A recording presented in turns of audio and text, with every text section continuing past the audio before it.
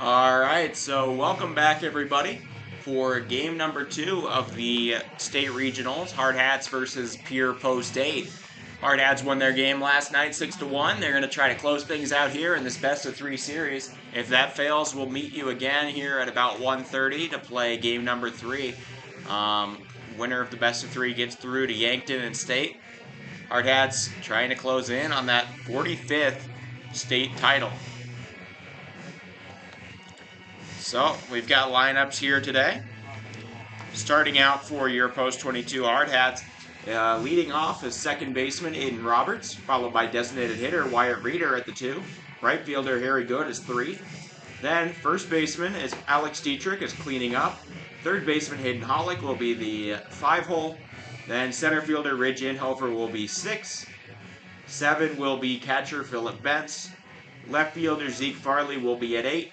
And shortstop Dominic McKnight will be at the 9. So those are your starting lineups. Palmer Jacobs on the mound today, the super senior from Mount Marty, going to get ready here.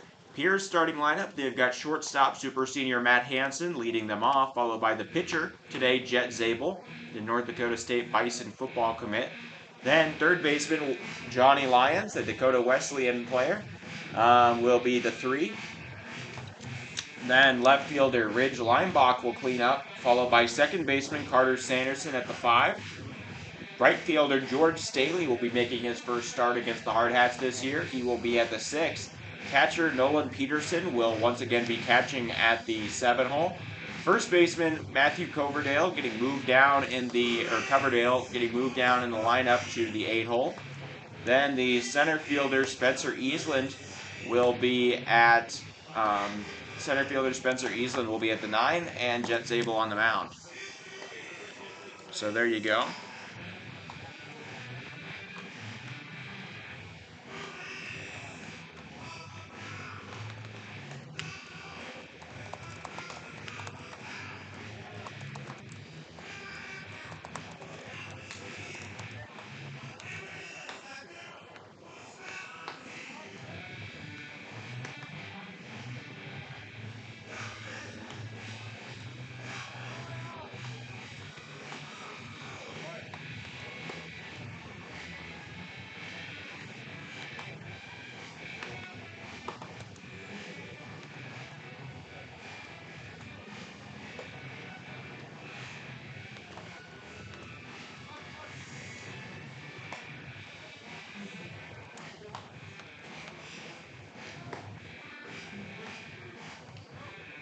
All right, there you go. There's the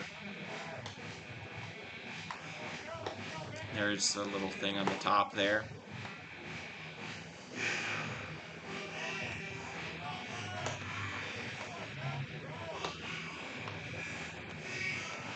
There you go. Hardhats wearing our royal blues today. I believe I saw Pierre wearing their whites again, but I'm not totally certain because they wore their beautiful emerald jerseys last night in the warm-ups and then switched over to whites during game. So maybe they're going to change. Who knows? Hardhats rode a 6 2/3 inning no earned run performance from Hayden Leidy last night to a victory. Palmer Jacobs going to get his turn here. He hasn't played a ton against Pierre. I believe he did start in the 16-5 game that Pierre had, the Hardhats had with Pierre out in Pierre. One of 2 games out there, the win and a split.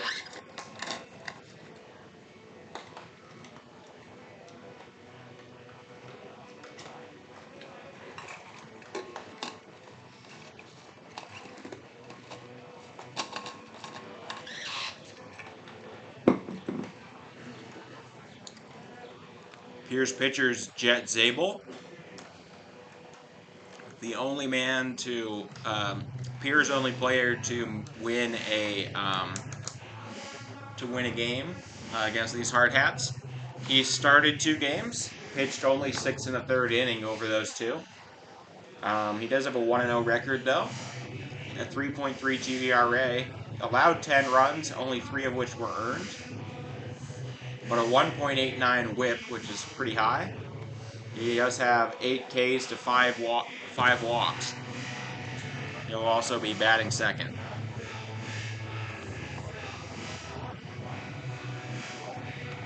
So thank you all for joining us here this morning. We are ready to play some ball. If the Hardhats win this, they punch their ticket to state, and there will be no additional game needed. They will take their time off and get ready. If they do not, then we will play a game 3 later today.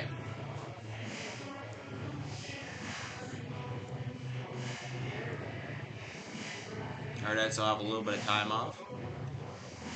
The state regionals, or the state tournament, does not start till the 26th. Yankton, not an especially far trip, but we might be going somewhere just, to get there for the early games. But nonetheless, that is at earliest traveling the 25th. So there you go. Hardhats will have some time off in between that. I will too. To put out some stuff for YouTube and social media.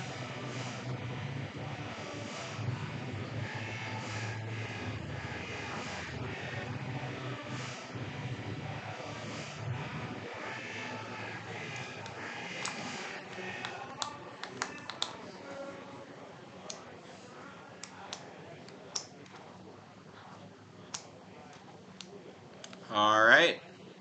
As we get set, the manager is going to exchange their lineup cards.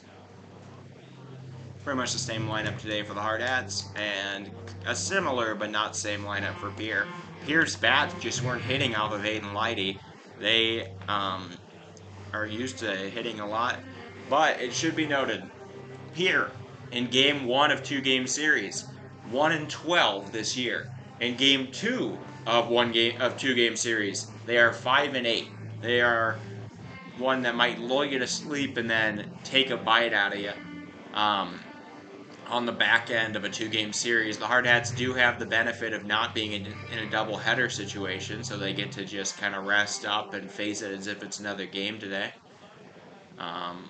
With a brand new day on their hands here this Friday.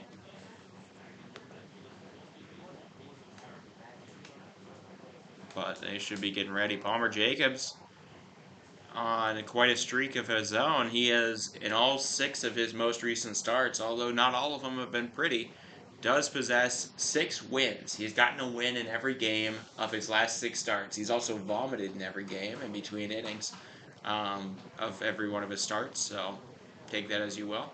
He'll be on the mound today.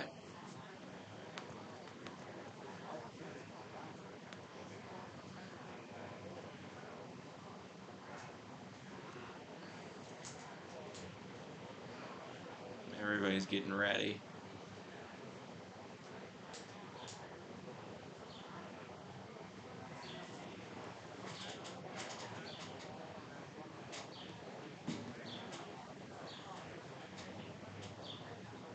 Hardhats sticking with a more disciplined contact lineup with some guys like Dominic McKnight and Zeke Farley being in there instead of people like Wilson Kiefer or Tate Crossway trying to just get hits, keep the bases moving, play some good defense. Not too worried about the power. Tate Crossway, tied for second on the team in home runs, has had 3 of them in the last 2 weeks. For the second game, your Hardhats will be visitors on the scoreboard. Pierre will be home. Oh, Pierre's home. A 1-game lead in the series. The winner of this series will advance to the state tournament next week. Whoops. At this time, let's meet the starting lineups for both teams. I guess technically Pierre gets to be the home team this game. Post 22 Hardhats.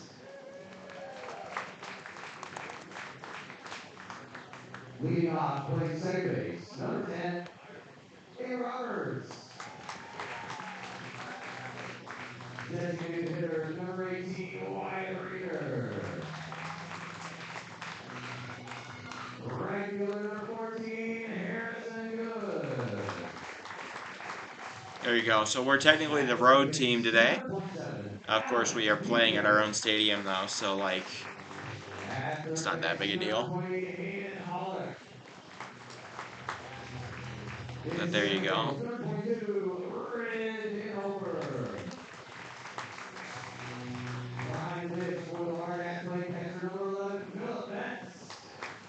Philip Bentz called a great game last night. Philip Bentz not running out there to get his name called because he is currently in the bullpen catching for Palmer Jacobs. So there goes Phil. He's coming in now.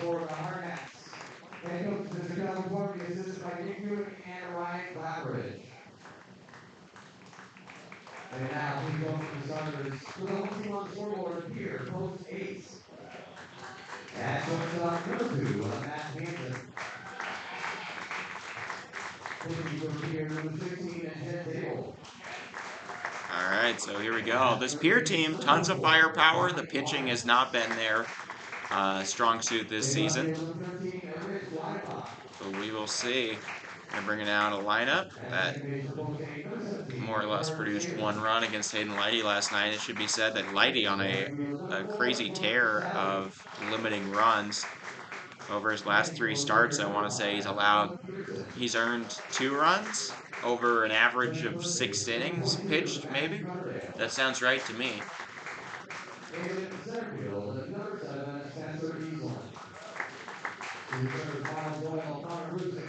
And they are wearing their whites today.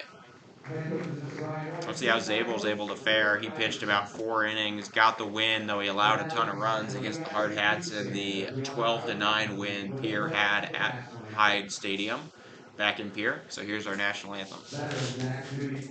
Military not in uniform, may salute the flag. Ladies and gentlemen, our national anthem.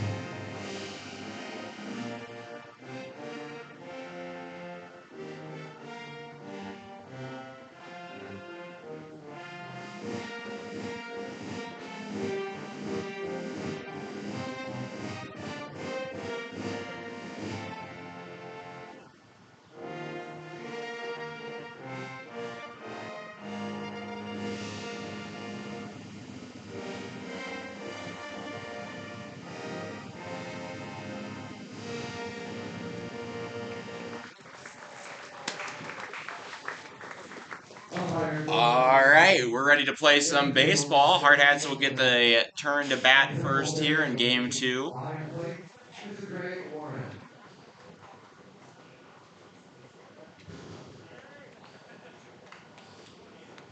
And we'll see. They're going to try to finish it out here today with the early game. If the Hardhats win this early game, it's a sweep. They get to go home, sleep real nice, get some rest, do a little bit of practice, and then head out to Yankton.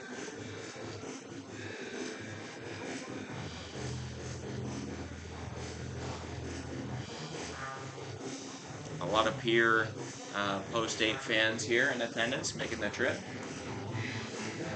It's nice. This is not the furthest trip of any, South Dakota team that could have been. Here in between Rapid City and Sioux Falls. It is about a 4-hour trip, but that is long. I'm not going to act like it isn't, but it is significantly closer than a lot of other games, or than a lot of other teams. At least that's what I remember it being.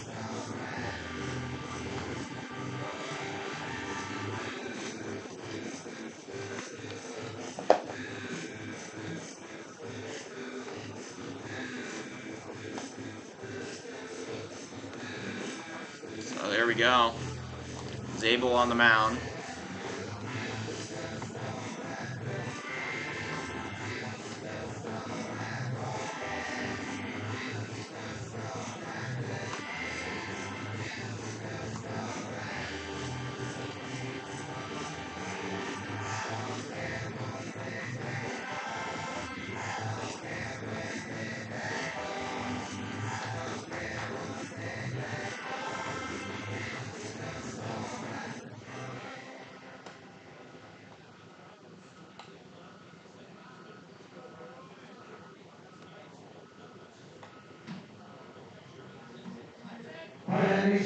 All right, we are ready. Leading off for the Hardhats is going to be second baseman Aiden Roberts here today. He'll face Zabel. Good morning, everybody that's just tuning in for the start of this game. Hardhats looking to punch their ticket to state. Strike one delivered right down the middle by Zabel. So now 0-1 count here to Roberts. Roberts been on a little bit of a cold streak lately. That's a strike as well. So two well-located soft pitches from Zabel. Zabel receiving scholarship offers to play football at places like Memphis and Pitt. Verbally committed to North Dakota State at the moment. Expected to be a Bison. 1-2. Lobs one a little bit outside. 2-2 now.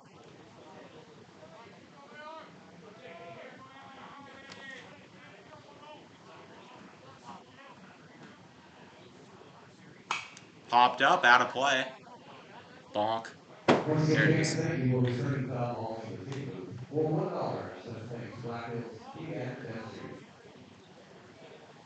Zabel was also second team all-state high school baseball this year. Oh man, that almost hit Wyatt. Okay, 2-2. His brother Peyton Zabel is playing Division I baseball at Texas State University, the Bobcats of the Sun Belt Conference. So he's got quite a bit of baseball in him. And he's shown that he's been probably the best. He's been one of the best pitchers right there with Miles Doyle from this Pierre team that we've seen this year, and likely the best hitter. 2-2. Lobs at one, edge of the zone. The soft fastball finds the outside, and that's going to be out number one. So a K from Zabel to start things out. We'll bring up the DH, Wyatt Reeder.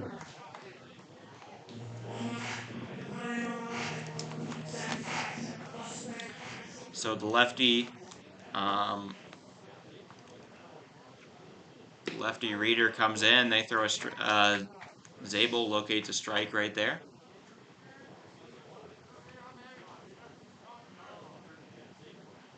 Oh, 1. Swing and a foul ball. Strike 2. Just got a piece of that one. So now 0-2 in the count yet again. Zabel been attacking the zone at the early going of these at-bats, and it's been paying off for him. He now leads 0-2 in the count. Wyatt Reeder going to have to get out of it. Fouls one away right about to the bullpen, or the dugout. So we'll remain 0-2.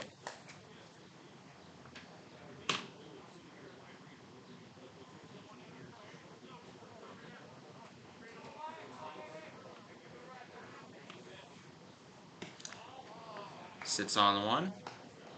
Outside. So now we're looking at a 1-2.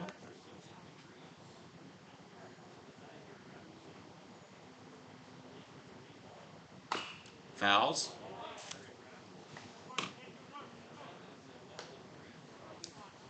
He'll get another pitch here. So now it's 1-2.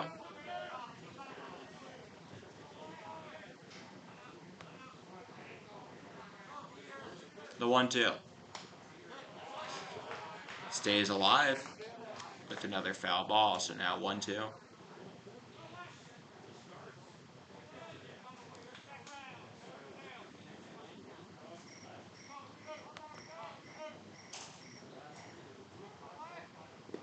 In the dirt, and you'll keep the lumber up right there. Now 2-2.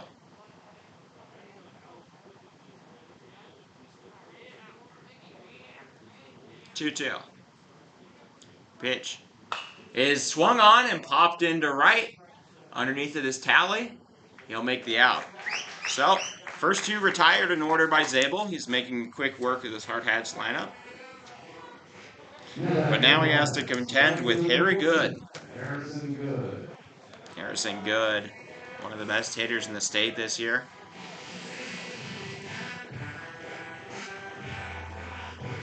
Over 50 runs, over 60 RBIs, 6 home runs, 23 stolen bases, and a 380 batting average. So, you know, he's doing okay.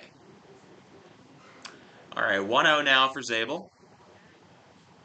Doesn't get the first pitch strike like he wanted before. Swing and a miss. That was a meatball right down Main Street, but Good ahead of it. He'll take a strike. 1-1. Faster pitch low. Seems like Zabel has a similar arsenal to when Harry Good pitches. He has a fast fastball, a medium fastball, and a slow fastball, and then he seems to have a little bit of breaking. So 2-1. At the knees, or at the shins, so now 3-1 count to Zabel, or from Zabel here to Good. A walk would be just fine. I don't think Zabel would complain greatly, and there it is. So Harry Good gonna he skips the line over to first, and that'll put a man on. 2 outs here, bringing up the cleanup man Dietrich.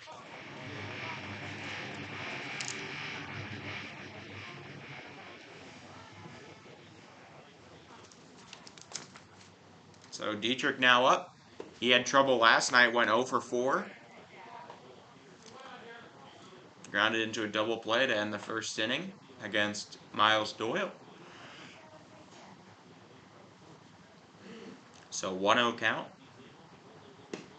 Inside. Do have to worry a little bit about Harry Good taking off. Like I said, 23 steals this year. That's usually him just racking them up on lesser catchers. I don't know what Nolan Peterson would qualify to Harry Good. Peterson has not caught anybody.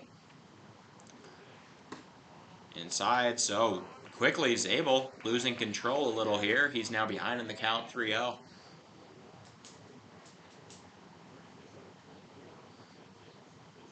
Alex Dietrich. That's a strike right down Main Street, so now we're looking at a 3-1.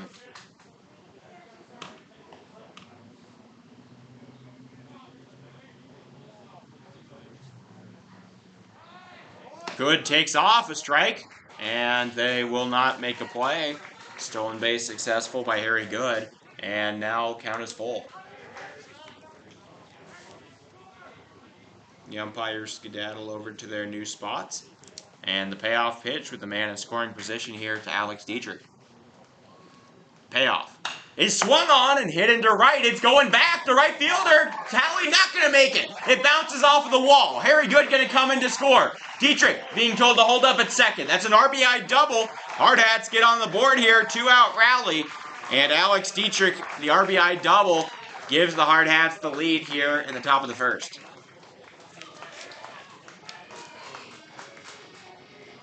That one, it didn't feel like was particularly hard hit, but it just found the right spot in the outfield to not be caught by Talley. Dietrich, not your fastest base runner. A single would have to be in the right location to bring him home. So the Hardhats trying to spark something here. Smacked up the middle. Shortstop gets it. Hansen over to first. Coverdale gets the out. And so 1 run comes across. Hardhats do take a lead. Zabel finally gets his final out, but he only allows 1 run. It is earned. And we'll enter the bottom of the first. Hardhats take an early lead, 1-0. So to recap that inning for the Hardhats, they score 1 hit, or they have 1 hit. They score 1 run. That run is earned. No errors on Pierre, and there's 1 man left on base. It is 1-0. Up comes Palmer Jacobs. Like I said, Jacobs, he's had some not so pretty starts recently, but he always seems to get the win. He's won all of his last 6 games. He leads the team in wins. Well, he's tied with 2 other guys, so actually he's tied with 3 other guys. Lee Negebauer has 8, Eli Kelly has 8, and Eli Kelly should be a surefire all-state selection this year.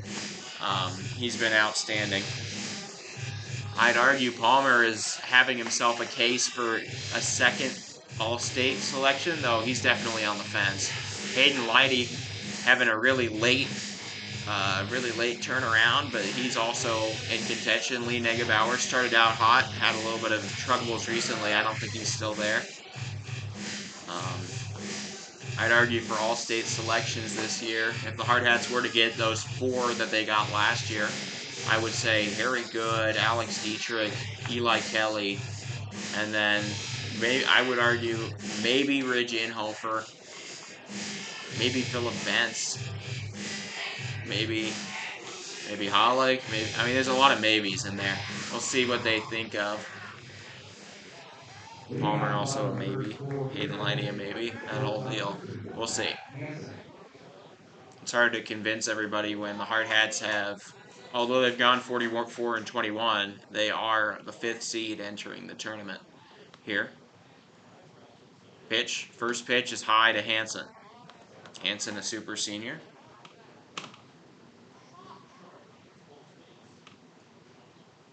The magic number for Pierre today is 6 runs. That's a high hopper in the gap. McKnight gets it. Hard throw. Not going to be in time. So an infield single to lead things off here for Matt Hansen. How about that? Big hit there for Pierre to start things out. That'll bring up Zabel. Zabel batting .375 against this Hardhats team with a .500 on base percentage. Hansen has tried to steal a couple bases here on the Hardhats. He is 3 for 4, 3 successful, 1 caught stealing so far against this Hardhats team. Strike delivered on the upper part of the plate. Palmer Jacobs, not a stranger to allowing runs early in a start and then settling down and pitching several more shutout innings later in the game. So 0-1. He's coming off of probably, I'd argue, his 2nd best performance of the year, where he allowed just 2 runs and an 11-2 win the Hardhats had at the number 1 seeded Sioux Falls East team last week. Taken up and outside 1-1.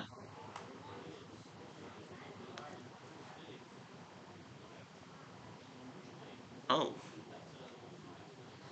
I will pass that along. Thank you, Igor. Outside. 2-1 now for Jacobs. Jacobs has tremendous control. He's going to be excited to go back to Yankton. That's where his home stadium is when he plays at Mount Marty University. And Yankton's coach, his college coach, he had his best start of the year where he pitched 6 2/3 of shutout ball against that Yankton team in front of his college coach, trying to prove he could get some more playing time going into his sophomore year. He was ineligible for a portion of the baseball season this year. He should be back. So 2-2 count. Delivered. Smacked up the line. That'll get through. It's riding all the way into the corner. So Zabel grounding for second. Hansen will stay at third. And no play will be necessary. But a double from Jet Zabel. And look at these Pierre bats start out hot. 2 hits on 2 bats. And that'll bring up the 3-hole hitter Johnny Lyons with 2 runners in scoring position.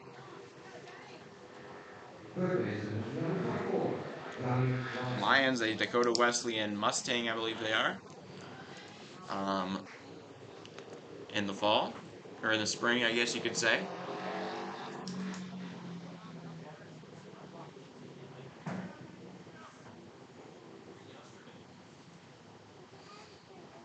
Palmer, first pitch strike. Starts out the at-bat with a pitch in the top of the zone.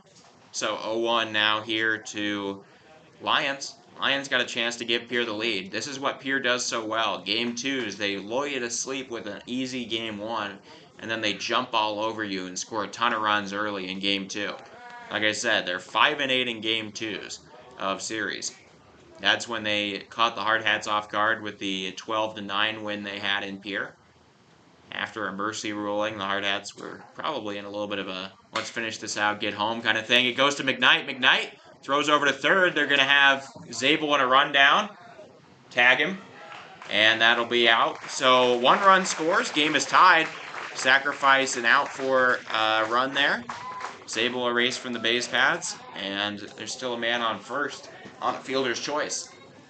That'll bring up the cleanup man, Ridge Leimbach. Leimbach, only 3 RBIs on the season, but he does have against the Hardhats, but he has a .375 batting average.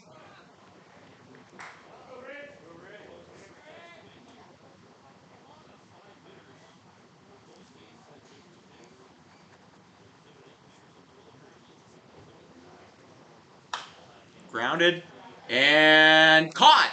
Just a little bit hangy. And Dominic McKnight ranges over, makes the out in shallow center. And that is going to be just fine. A soft one trying to get a bloop into center field, not quite deep enough, and the rangy, fast McKnight able to get there.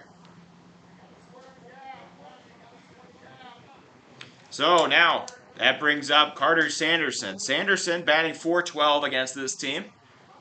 The lefty definitely had his way with a lot of starters this year. He did make a crucial error on what could have been a double play to end an inning where the Hardhats scored 4 in the 6-1 win last night, possibly the deciding play of the game. Jacobs gives him one. It felt like Sanderson pulled back on that swing halfway through it. It is an 0-2 count here with 2 outs in the top of the first, or in the bottom of the first.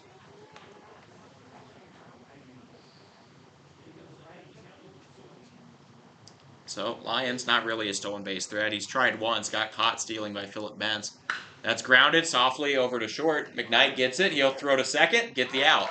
So, there's actually a good play from Aiden Roberts to jump over and cover the bag. It wasn't an easy play, but Palmer Jacobs gets out of trouble, but it is a tie game now. Top of the second, Hardhats won, Pierre won as well.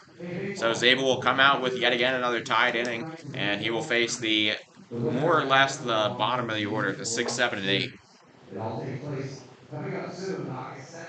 So to recap that inning for Pierre, after getting 2 leadoff hits, they score 1 run. That run is earned to Palmer Jacobs. There are no errors on the Hardhats. 1 man is left on base, and it is 1-1. That'll bring up Ridge Inhofer, Philip Bentz, first AB Phil, and Zeke Farley. Farley really having a turnaround. At the start of the year, he was pretty good. Of course, he was an all-state selection last year. Been hailed by some of his teammates, specifically Palmer Jacobs, as the best leadoff in the state last year. I'd have to agree. Oh, very good. Drinking from the hose. I see. It's a medium heat day today. It's hard to say this is a bad day for baseball. It is low 80s, I'd say. Some nice sun, pretty much cloudless, a little bit of smoke. All in all, pretty good.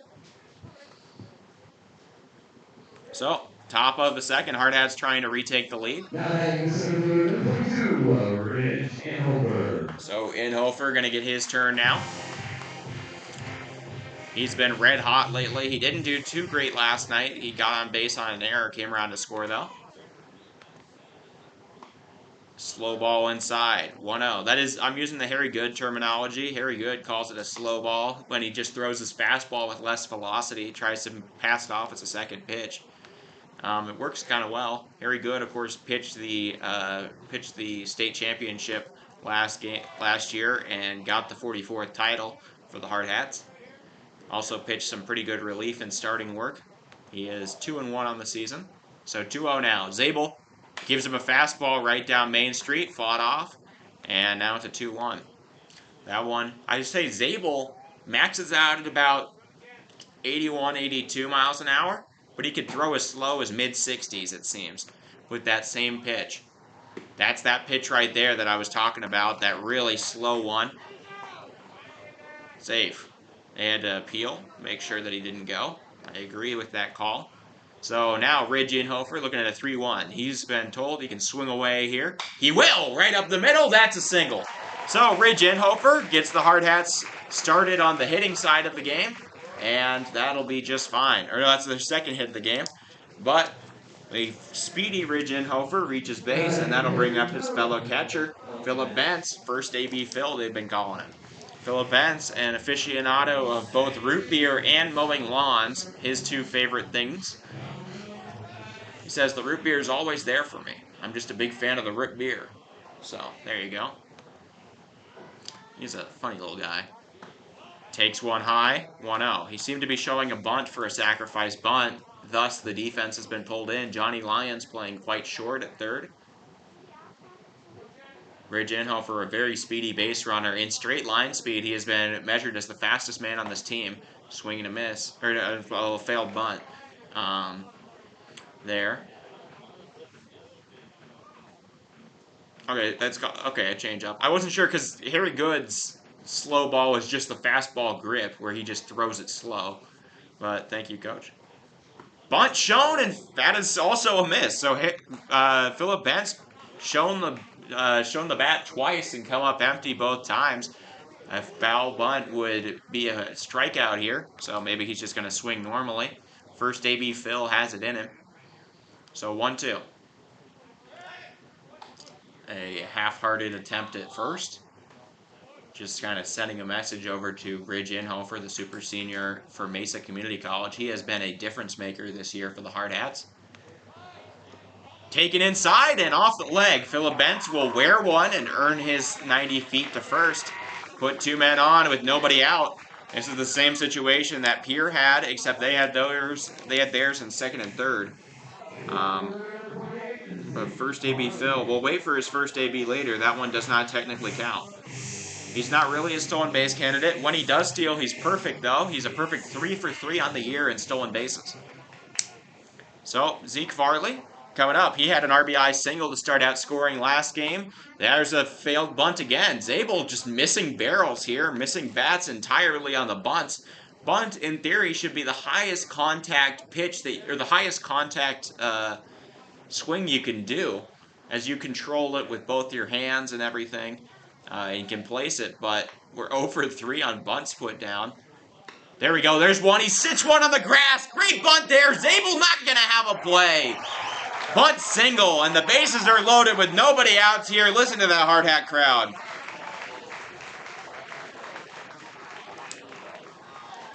How about that? A bunt single from McKnight.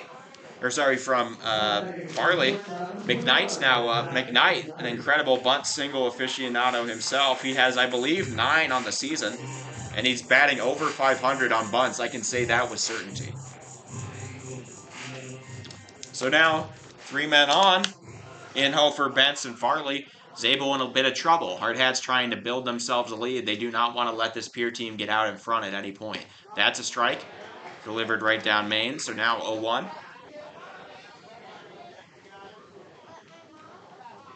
So Dominic McKnight, a singles guy, first and foremost. He does have, I have rarely seen it, but I have seen it. He does have some power that can get him extra base hits. He's largely a put it in the ground, hit it hard kind of guy, though. 1-1. Ooh, he can't get out of the way of that one. Where's one? And that'll bring in a run. So no pain, no gain. The Hardhats take the lead on a hit by pitch on Dom McKnight. They now lead 2-1. The manager for Pierre going to come talk to his pitcher, Jet Zabel, after loading the bases and walking one in to start out this game, or to start out this second inning.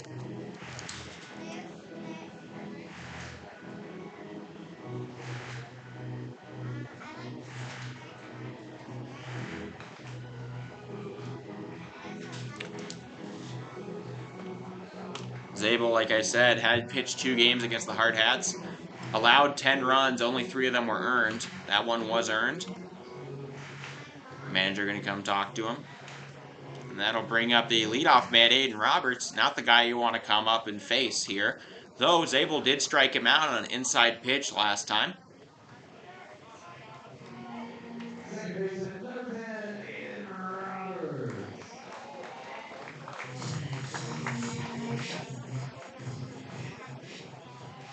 See how he reacts. So Roberts on a bit of a cold streak, though. Takes one in the dirt. 1-0 count.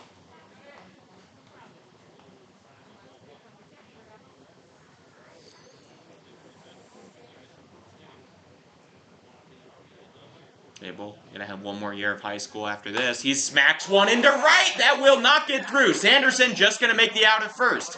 So Bentz will score from third. And 2 more run will advance. Hardhats make it 3-1, but the first out is recorded. There was not a chance at a double play there because of Dominic McKnight's speed.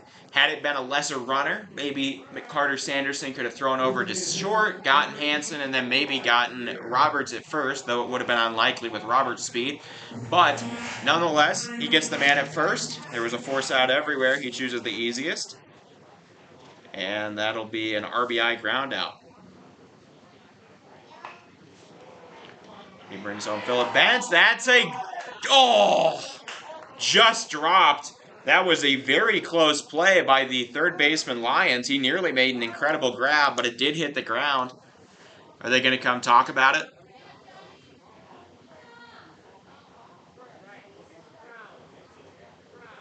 Hit the ground. Hit the ground, the umpires say. I'll have to watch that one back when I come back to this game. Let me see. Yeah, no, that definitely hit the ground, but it was a good athletic play there from Johnny Lyons. On replay review from my booth here at Fitzgerald Stadium. Wild pitch high there, 1-1. Wyatt Reeder batting over 400 this season. He has had a little bit of trouble here with Pierre, though. Overall, not had a great series against Pierre in any of his series. That hits him in the side. He'll take one, and that's the third hit by pitch this inning for Jet Zabel. He's getting a little bit rowdy, and the batters are paying the price. And the bases are loaded yet again with one out here in the top of the second. Harrison Good.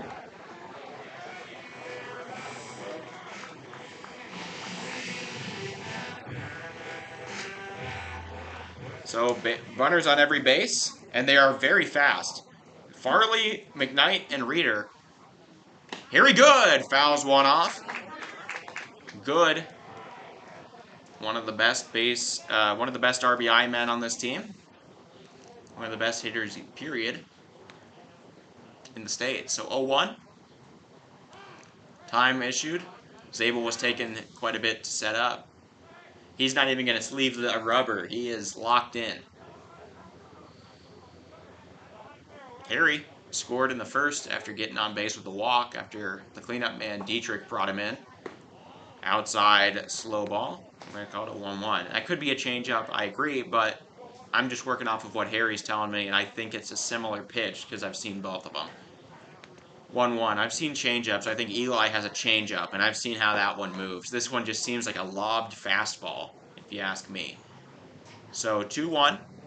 I do see two different media news outlets taking a specific camera angle here. That is going to be popped into shallow left. It's caught by Hansen. Doesn't stop Farley. He's coming home. The throw offline. McKnight headed for third. That gets away. It's going to get past the left fielder. McKnight's told to stay. That'll allow the man to reach second there. That's Wyatt Reeder. And the Hardhats score one more on a sacrifice fly.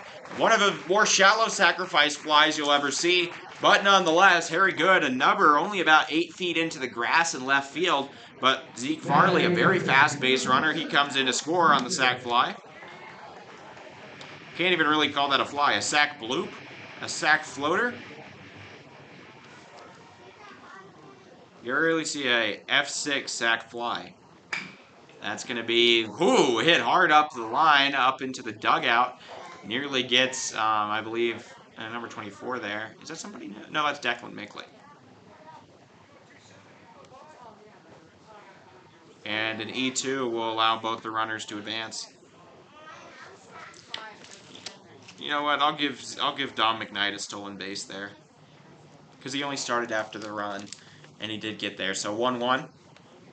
2 men on. Dietrich got that RBI double back in the first. If he can get a double again, that would bring home 2 more. Hardhats out to a commanding early lead here. Fouled off. So, 2-2 count. Zabel just trying to get out of this inning. He's had some trouble here. Hit a lot of batters, allowed a couple singles.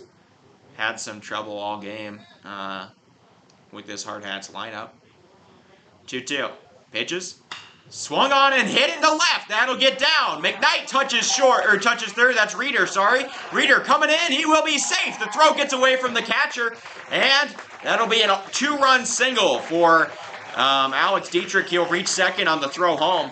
And it is now 6-1. Hardhats getting out to a commanding lead here in the top of the second. Jet Zabel really having trouble putting out the fire, allowing it to grow further and further. Soon enough, the house will burn down.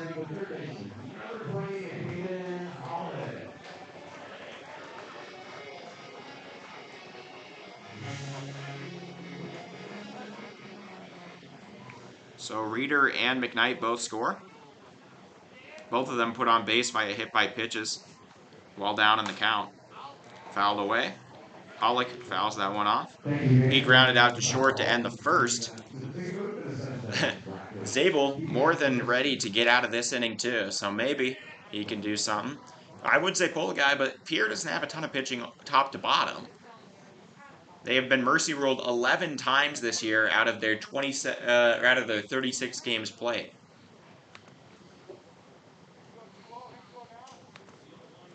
So they've allowed a lot of hitting. They've just been kind of what I would consider, I've been terming them as a glass cannon for a little while. They have such good hitting, but the pitching is always not there. So it's like you use it once, you just gotta. That glass cannon packs a very serious punch, but can't do much to maintain itself. Smacked over to short. Hansen digs it out the dirt. Throw to first in time. So another 6-3 out will end the inning for Hayden Hollick. Dietrich stranded again, but the Hardhats put on 5 more runs at the top of the second. They now lead 6-1. Palmer Jacobs has quite a different lead to defend this time.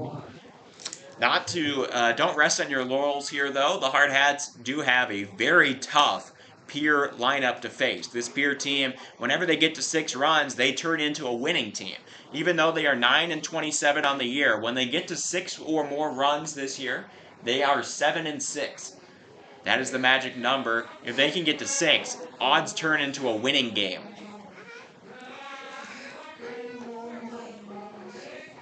So to recap the inning for the Hardhats, they have 3 hits. They score 4 runs. All 4 of them earned to the pitcher Zabel. Oh wait, 2 of them earned to the pitcher Zabel. There is 1 error on the catcher Peterson, and 1 man is left aboard. It is 5-1. Here, going to bring up their heart of the order more or less, the 5, 6, and 7. Leading off will be, they'll bring up the lower-ish part of the order, the 6, 7, and 8.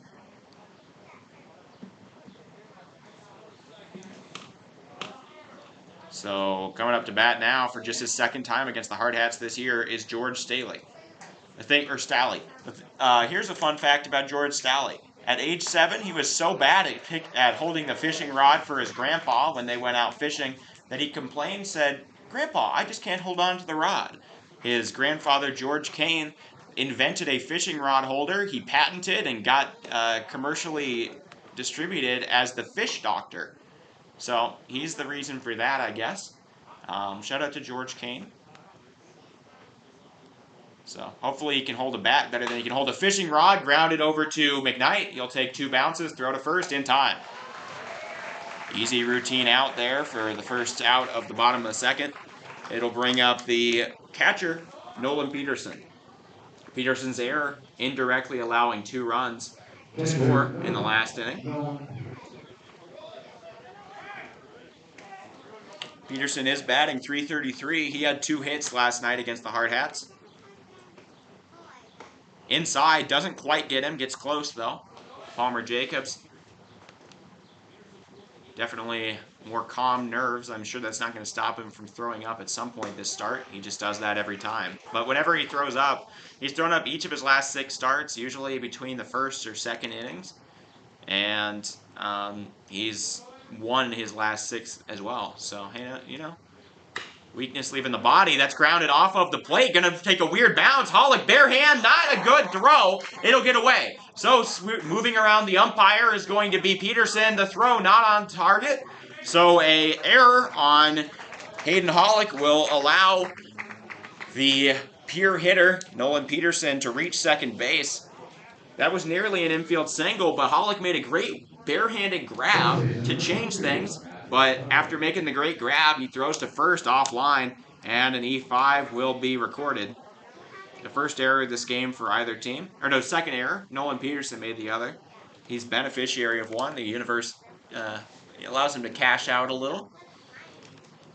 So Matthew Coverdale now. Coverdale hitting the cover off the ball right now. .400 batting average against the Hardhats with 5 RBIs. That's second best out of all the hitters.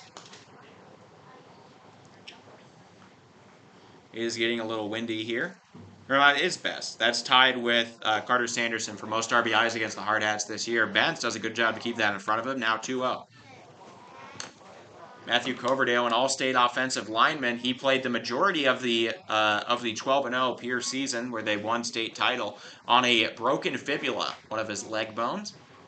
That is not going to be great. But after the year there, he had surgery, fixed the fibula, wore a boot for a while, I would assume, and came back for the baseball season, where Pierre won state in Class A. That's a strike. So now 2-2. Coverdale, not quite the base runner, but he's got a significant amount of power on that shoulder of his. Big lefty. Throw is going to be softly grounded over to Roberts. He'll make the out at first. So the second out recorded that will advance Peterson over to third. And Pierre, close to scoring 1 run, but it doesn't look like they're going to earn it all back this inning. It will bring up the 9-hole hitter, Spencer Eastland. Eastland batting a measly .273. Though he does have a .429 OBP and did get a hit last night.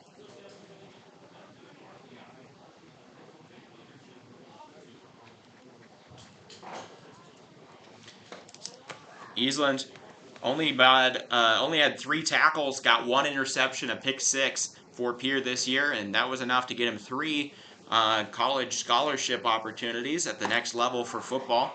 He got Wayne State. He got offers from Wayne State. Let me pull him up real quick.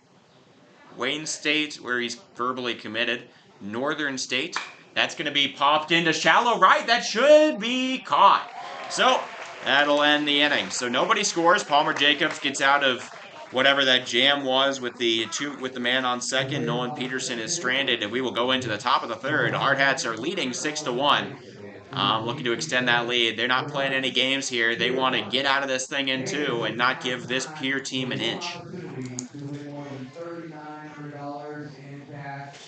So to recap for Pierre that inning, no hits, no runs, no earned runs. There is 1 error on the third baseman, Hayden Hollick, and there is 1 man left on base. It is still 6-1. Hardhats absolutely dominated Jeff Zabel this last inning. Zabel will come back onto the mound for this inning. I was telling you about that. The center fielder, Spencer Eastland. I might note that he might be better. I don't know what he does in football, but judging by his stats, he didn't get a ton of playing time. That being said, they are the state champions, so, it's going to be a hard one to crack the lineup in. He does run approximately a 4.68 40-yard dash, but for a defensive back, that's not that good, at least at the college level. He does get offers from Wayne State, where he's verbally committed. He'll get 1 more year. Northern State is also offering him, and Morningside University there as well. I would argue, I think he's one of the best defensive center fielders I've seen this year. He's done a great job out there across all the games I've seen from him. Hitting not necessarily there, though, maybe for the next level. That might be why he's getting overlooked for baseball. Or maybe he just likes football more. Who knows? There's people like that where they just, they're good at everything. He is a varsity basketball guard on the TF Riggs high school team as well. I'll bring up Ridge Inhofer.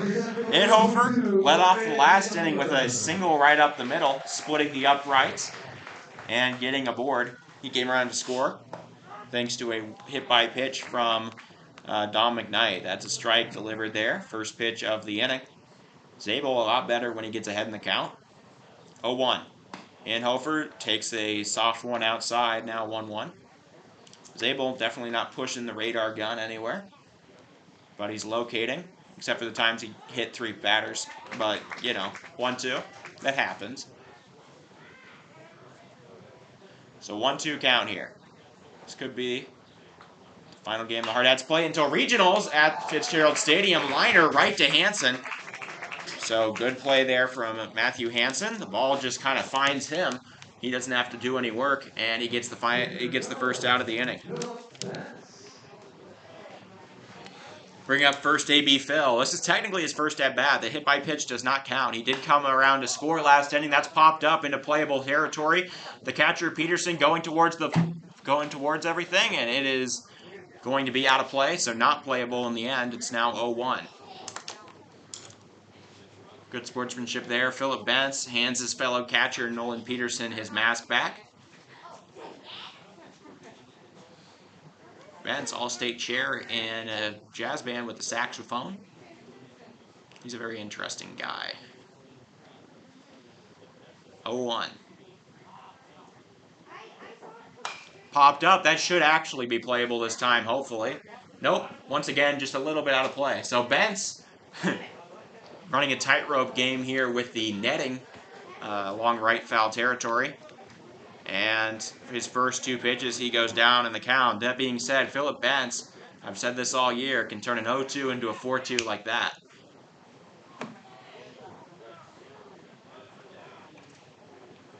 Zabel got to find his composure. The All-State tight end. 842 yards received, though it should be noted that he was playing with an All-American quarterback and one of their better pitchers in the high school year where they won state championship. I think that's one of the big changes. The 2-time All-State high school baseball player, 2-time All-State basketball baseball player, and 3-time All-State football player.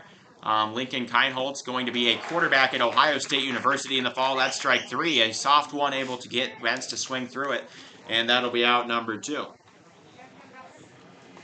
Second strikeout of the game for Zabel. That'll bring up Zeke Farley. Like I was saying, Lincoln Kienholtz, the 4-star quarterback from Pierre, going to Ohio State University. He was previously committed to Washington. He's not going to play Supper Legion. I can't blame him if he's going to go and be a Buckeye. So he takes ball 1. He was one of the best pitchers on this team. They're also missing starting pitcher J.J. Buchholz. Don't know why. He had 22 and a third inning pitched in high school with a 0.63 ERA. Legion ball, a step above high school, but not by a ton. Most of the teams here are comprised of just high school teams that continue their season in the summer. So 2-0. Hardhats an exception to that. So are the Stars, where if you're not on either of those 2 teams, you're playing high school baseball. But if you're good enough to make both of those, you usually just play the Legion. Swung on and hit hard into the right center field gap. That will get down. It's towards the wall. Farley's got wheels. He's going to round for second. He's being told to stay there. So Eastland, good job of tracking that one down, brought it in, but a double, 2-out double for Zeke Farley. He's now 2 for 2 on the day. Look at Zeke go. Farley, not a complete stranger to the cycle situation. I know it's only this inning and, there are mercy rules and whatnot. This is state tournament, though. So, if I'm not mistaken, mercy rule sits at 10 runs after the 5th. It's not 8 runs. It's significantly more. So Zeke Farley on, and Dom McKnight, his buddy, behind him. Dom drove in a run on a hit by pitch, came around to score in the last game, or in the last inning. Taken low, 1-0.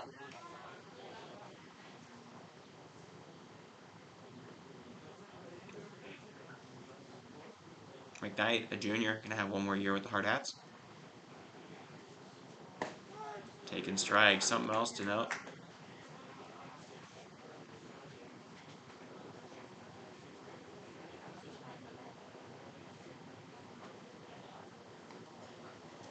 (1-1). McKnight trying to get time called. He couldn't get it. He now gets it after the pitch is thrown. He's trying to say, I was showing you time. The umpire says, I'll get to you. So it's 1-2. McKnight a little frustrated by that. Now looking at a 1-2 count. Zabel checking in on the runner Farley. Farley, that's softly grounded over to the pitcher Zabel. He'll make a throw to first in time. So that'll end the inning. Zabel doesn't allow any in the top of the 3rd. It is currently 6-1. And the Hardhats have a commanding lead entering the bottom of the frame. So I'll recap that inning for the Hardhats. Hardhats get 1 hit. They score no runs, no earned runs, no errors. 1 man left on base. It is still 6-1. Palmer Jacobs coming out for his 3rd inning of work. He's done pretty well so far. Just allowed the 1 run thanks to a pair of hits to start out this game. He will be facing that pair of hitters that got hits off of him to lead it off. The top of the order will come up. Matthew Hansen and Jet Zabel on the do-up, along with Johnny Lyons. This Pierre team, I would argue a top 5 hitting team in the state. They just can't seem to get the pitching together. And I know that they're missing a lot of guys for pitching, and that might be why. But they enter the Hardhats enter the bottom of the third, leading by quite a bit. This Pierre team did beat them up for 12 runs in the 12-9 loss that the Hardhats had out in Pierre earlier this year. Big swing and a miss, down to his knees he goes, going for all of that one. So now 0-1 here, delivering to Matt Hansen.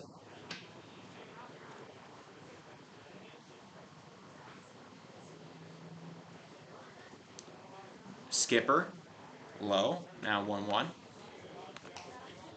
Hansen hit a cycle just last week against Bismarck. He had a home run, a single, a triple, and then a double in a game that the Hardhats, or that Pierre Post 8 lost 18-6 against Brookings at home last week.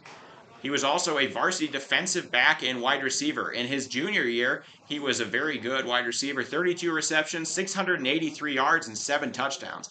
Swing and a miss.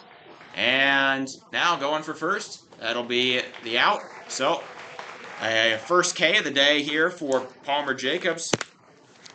And that'll be out number 1. Bring up Jet Zabel. Zabel, possibly the best hitter on this Pierre team. He got a double to start out this game, batting over 400 against the Hardhats. Palmer Jacobs knows this guy pretty well. I believe Zabel got 2 hits off of him in the game against Pierre in Pierre. That's going to be a routine ground out, and that'll be out number 2. So, Palmer Jacobs makes quick work of the first 2 in the order, and that'll bring up Johnny Lyons. I believe, if I'm not mistaken, Palmer Jacobs only at 6 pitches this inning. He has only gone full game, or he hasn't gone full game this year. He's done 6 2/3 against Yankton, though. I think that's pretty close compared to the 7 that were actually total pitched. He was reaching a pitch count there. The thing is, he usually uses all of his pitches and then runs out of pitch count around the middle of the 6th. But, like I said, he's only up to 7 pitches this inning, pitching the Lions. High ball, so now we're looking at 2-1. Johnny Lyons, I believe the only man committed to play baseball out of anybody on this team. He is going to play at Dakota Wesleyan. Strike delivered, now 2-1. I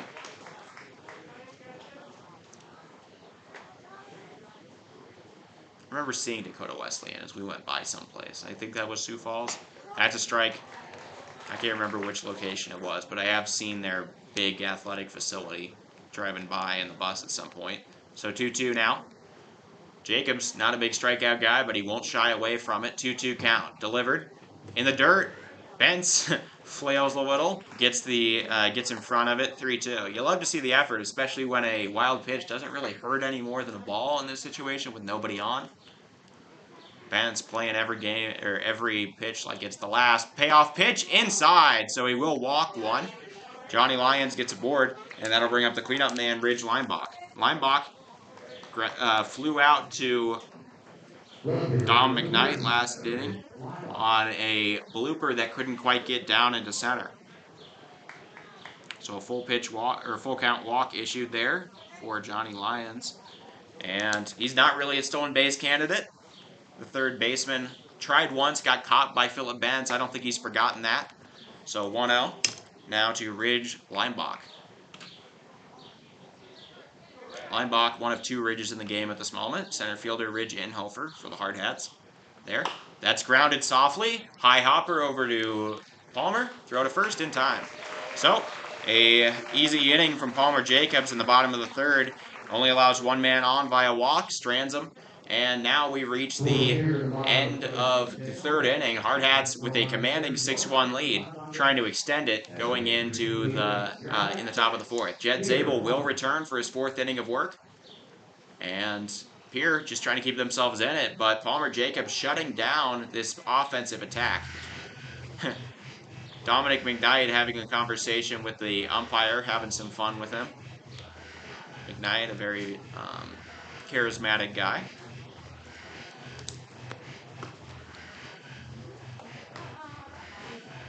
So to recap that inning for Pierre, they have no hits, no runs, no earned runs, no errors. 1 man was left on base. It is still 1-1, or 6-1.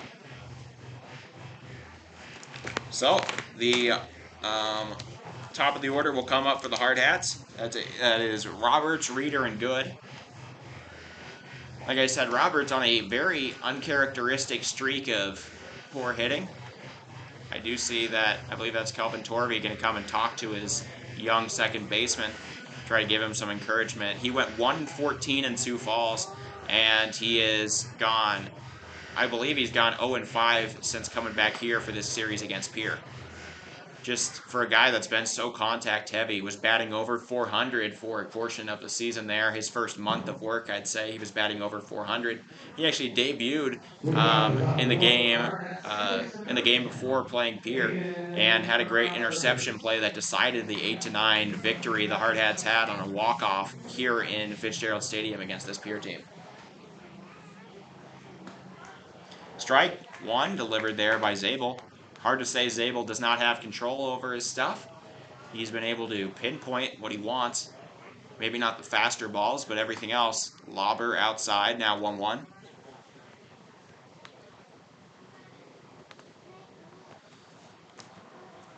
Let me double check that. You might be right. That's hit and caught there by Hansen. So the second line out directly to Hansen.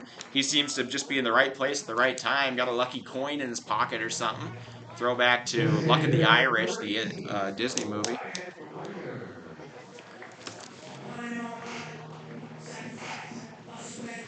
He might have. Let me check. You might be right, Logan.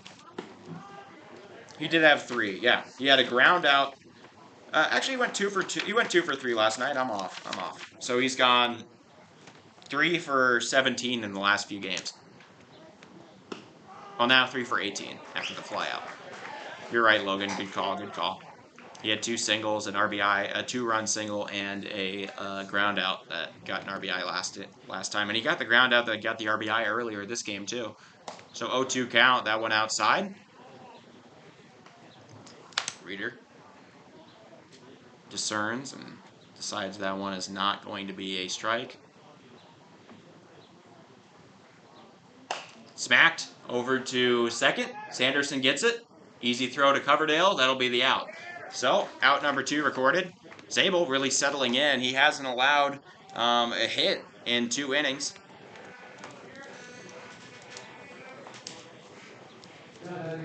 No, he allowed Zeke Farley last inning. But he's been pretty good all in all. Only allowed the 1 hit over the last 2 innings. That's a strike.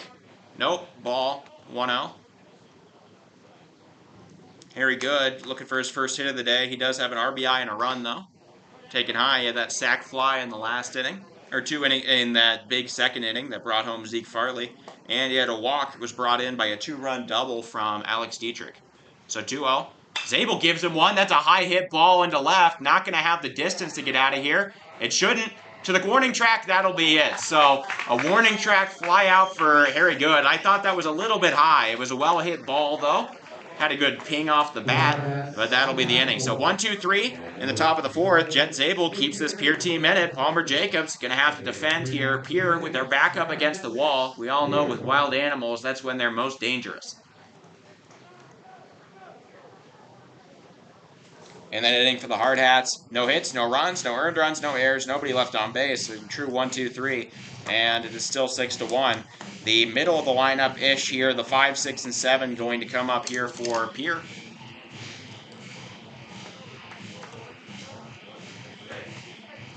Palmer Jacobs going to get his chance here.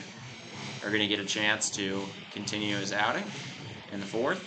He's done a good job so far. Allowed the 1 run on 2 hits, both of which were surrendered in the first 2 batters of the game. He's usually a let things up at the start, settle down later kind of guy. After that vomit flows, he's usually a little bit better. Sorry if any of you are eating. Feel bad about that. Carter Sanderson going to lead off this inning. Batting about 400 against this Hardhats team. Carter Sanderson. Sanderson with the only hair I've seen that is brighter than Lee Negebauer's, a lighter shade, which is kind of crazy when Lee Negebauer's is borderline white. Sanderson's is even closer. A blonde among blondes. That's grounded off of his leg. That's going to be a foul ball. So Palmer Jacobs still gets the put out on the foul ball off his leg. Sanderson, not only a baseball player, they're going to come talk to him. There's nothing to talk about. That was clearly off of his leg. He winced in pain the moment that it hit. They should agree that was definitely a foul ball. Out! Out? I don't know. Yeah, I would agree with the Pierre manager here. I don't know how that's an out. That was a clearly foul ball off of the leg of Carter Sanderson. He winced in pain the moment he hit it. You could see it. It bounced off of his leg, then went back into the infield. The angle he hit it would have had no chance of getting to the center of the field had it not made contact with his leg. I don't see how you call that a fair ball.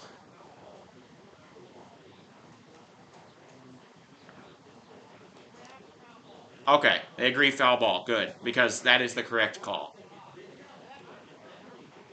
Coach Torvey going to come out, try to argue after they made the call, but the correct call has been made here. It was indeed a foul ball. Coach Torvey does need to get his words in, though, just to make sure that he understands the situation and why they changed the call. So he says, all right, we go back, and we'll be fine. So foul ball, 0-1 count now to Sanderson. Glad that the umpires figured that one out. Good umpiring here for the state regionals. I believe these are state-appointed umpires because it's a state event, I believe. Everything from here on out should be state-appointed or Legion-appointed in the case of the Central Plains region. Taking ball there, 1-1. Sanderson, not only a baseball player, he was actually on a South Dakota Elite Youth Hockey 14-under team that got to the national semifinals back in 2018 for the U14 Team USA stuff as Team South Dakota. He's also a lefty he's a lefty forward for in hockey. I don't know how that plays into things. I've never thought about lefty-righty in hockey, but I'm sure it helps to be a left wing with a left-handed bat. That's going to be hit, and it's curling foul. That was a very hard-hit ball, but the curl, the Magnus effect brought that one a little bit wide, and we will come back. So 2-2. Sanderson had some close calls.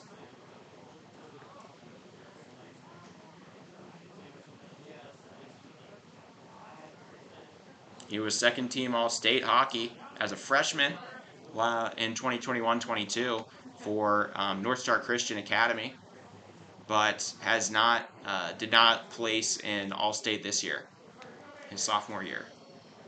He's a class of 2026 guy. Fouled away. I knew a couple 2026ers, not that many. They were freshmen when I was leaving high school.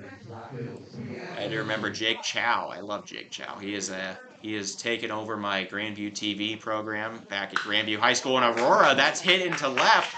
And so Sanderson leadoff single. After all that hubbub of foul ball, another foul ball off the leg, the whole thing, that'll be a leadoff single for Sanderson starting off something. You never know what could start a rally for Pierre, but they feel overdue to get some hits here. Palmer Jacobs trying to stop that from happening, though. This is going to be kind of putting up a beaver dam for a really hard-running river. It can happen, but you're going to let a little bit of water through. That's going to be skied into right, and underneath it, good. Makes the out. So, 1 out now with the man on first.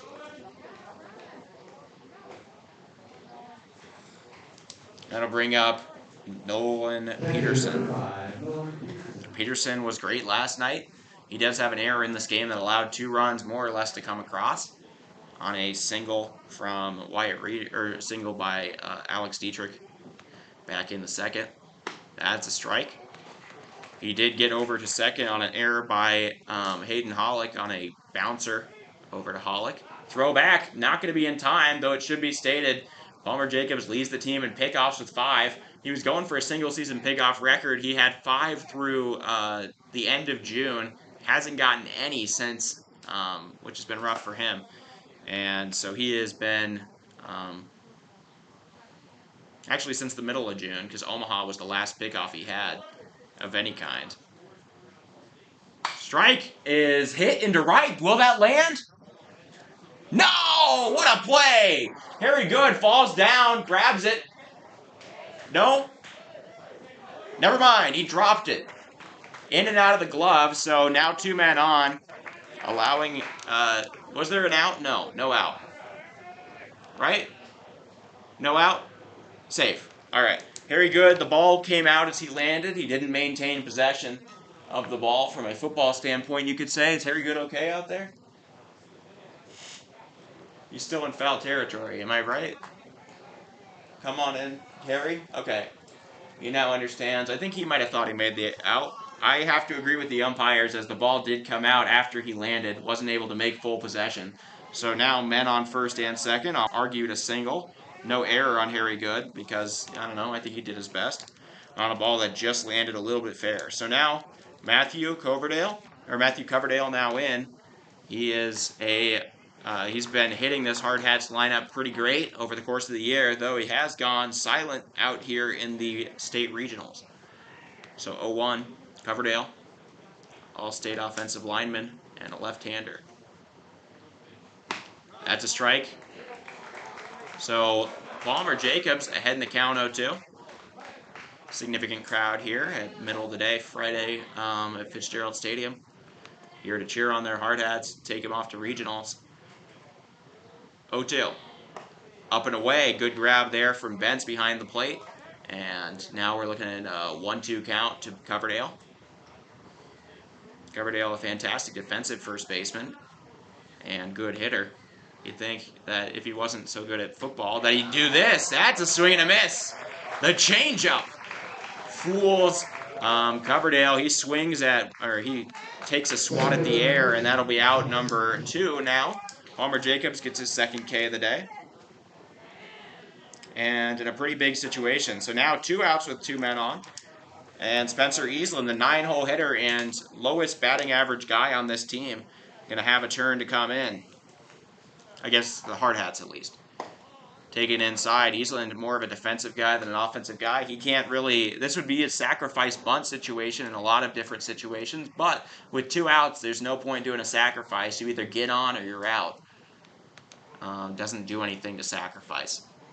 Taken high, throw back to first, not in time. Dietrich was playing a little bit deep, playing into a shift against Eastland. And so he wasn't even covering first. Phil still threw over there. Maybe to send a message, who knows. Inside ball.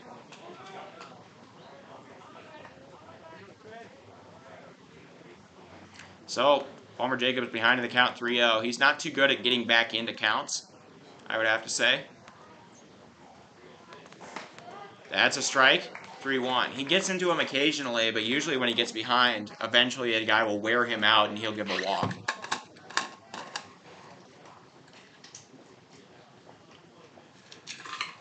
Grounded softly over to Hollick. It's in and out of the glove. He muffs it. Hollick makes his second error of the game for a usually sure-handed third baseman.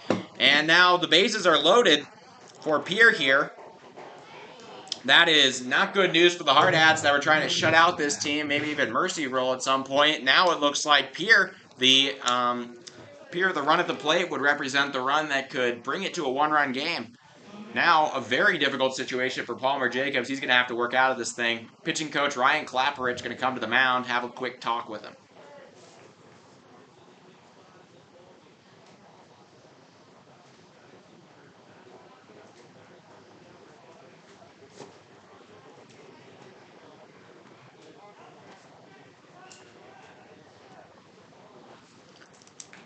That'll bring up the super senior Matthew Hansen. Hansen batting over 400 against this Hardhats team, batting something in the ballpark of 450. Got to watch out. He's going to be a very dangerous guy with the bases loaded.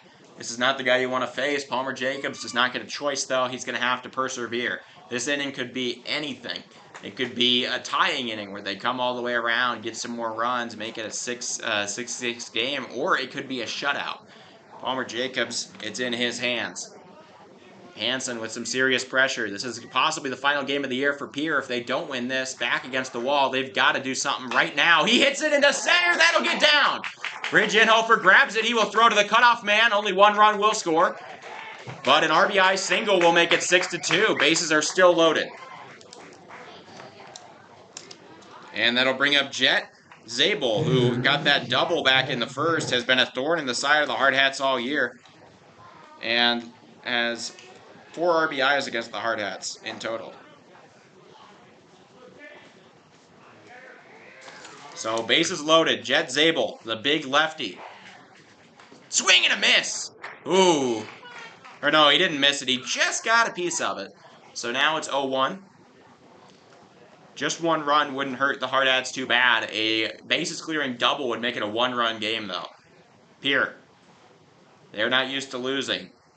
Jet Zabel specifically, 2-time state champ this year in football with the 12-0 team. A wild pitch will not allow, it will allow a man to come in, and it's now 3-6.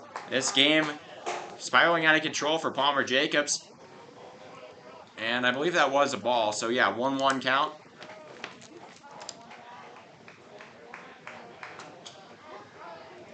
Palmer Jacobs' first wild pitch of the day, at least that mattered when people were on base. So 2 men in scoring position now. A well-placed single could make this a 1-run game, especially with Hansen, a very quick guy on the bases. I don't know what Torby's talking about. He's just clarifying something. He's clarifying the count. 1-1. Zabel got a big chance here for Pierre. 1-1 count. Palmer Jacobs trying to get out the jam. Gives a strike outside. 2-1. Or gives a pitch outside. Wasn't a strike. So 2-1 count now here to Zabel. Delivery low. Now 3-1.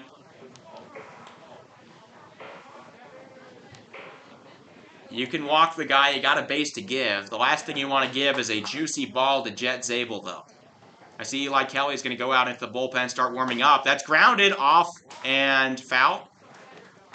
So a chopper goes foul. It is now a full count. There are noises coming from the recycling center. I swear they're not tipping anything. Somebody's just hitting against the metal dumpsters. It is very distracting, though, especially given the situation. This is not Hardhats trying to do something here. This is not a trash can situation.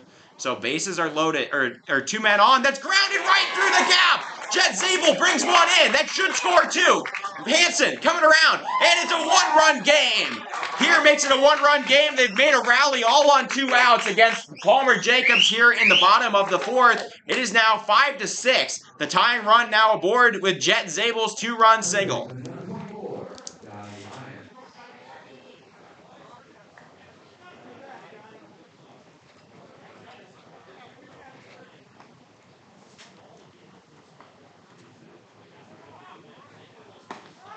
This is exactly what Pierre does. Jet Zabel, easy stolen base. So now the tying run in scoring position. Zabel improves to 3-4 against the Hardhats on the year in stolen base attempts. 2 strikes now. Palmer Jacobs ahead in the count to Johnny Lyons. Lyons is 0 for 1, but he does have a walk in this game. Unlikely he'll get 1 here, though. Down 0-2 to Palmer Jacobs. Jacobs delivers off of the shoulder. There he is. So he will exchange a bruise for a base and get a man on. So 2 men on. The go-ahead run now sitting on the base paths, and that'll bring up the cleanup man, Bridge Leinbach. It's all spiraling out of control here for Palmer Jacobs, but Eli Kelly only recently warmed up in the bullpen. He's not ready yet. Palmer's going to have to finish this inning no matter what. So they hit around the order, and it'll bring up Ridge Leinbach. Leinbach 0 for 2 in this game. He's ended both the second inning and the first inning and the third inning with a ground out and a fly out respectively, fouled off. So it's 0-1 count. Pierre. This is exactly what they do well. They get those second game. They make scoring. 6 runs is the magic number. They turn into a winning team when they score 6 or more. Currently at 5. Palmer Jacobs got to stop that magic run from coming across. That's going to be lined into center. Inhofer makes the grab.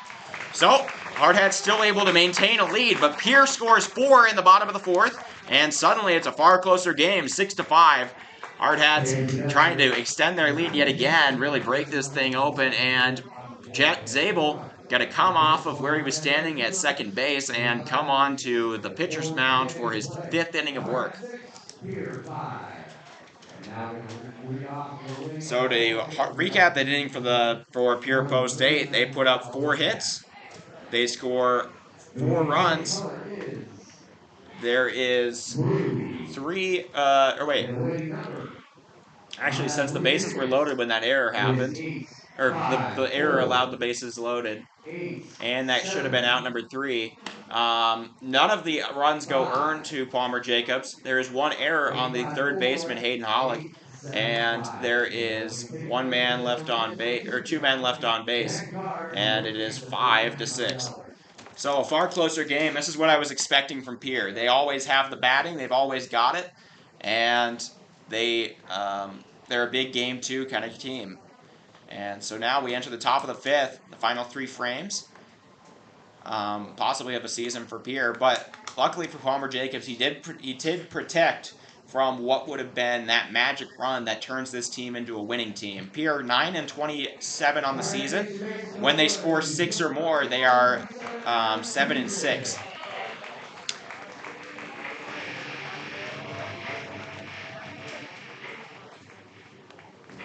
All right, so top of the 5th, that's lined.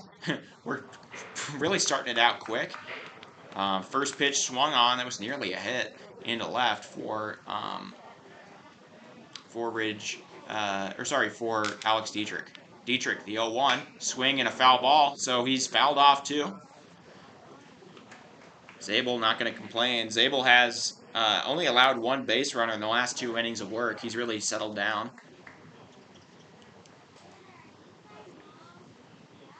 0-2. Thank you all for spending your Friday evening with us. Swing and a miss. Strike. That is a strikeout number 3 of the game for Zabel. Dietrich was 2 for 2 to that point. And it'll bring up Hollick. Hollick has grounded out to the shortstop both of his last 2 times, ending the 1st and 2nd. Both of them ending the innings. So, not going to have a chance that. He's going to pop it up softly into shallow center. Will it land? Easlin makes the out. So, 2 outs on 4 pitches for Jet Zabel. He's making quick work of the Hardhats. If he can keep this thing close, Pierre could get a chance to take the lead in the bottom of the inning. He's going to have to get through Ridge first. Ridge got a single right, splitting the uprights between along second base. That's behind him. Does it hit him? It does. On the Achilles there, that cannot feel all that good. But a pitch behind, Ridge Inhofer gets the back of his leg. So that'll put a man on, a fast man at that, and it'll bring out Philip Betts.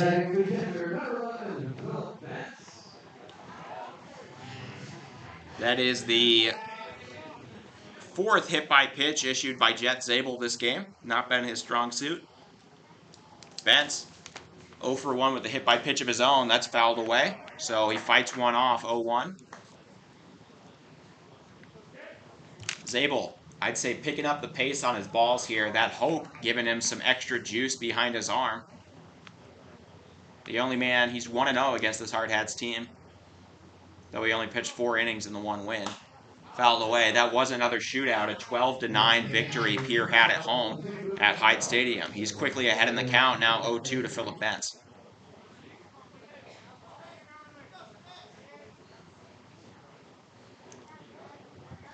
Low pitch, not going to fool Philip Betts. It gets away from Peterson, so that'll allow Ridge Inhofer to take second base. It's a 1-2 count now. Ridge Inhofer now in scoring position.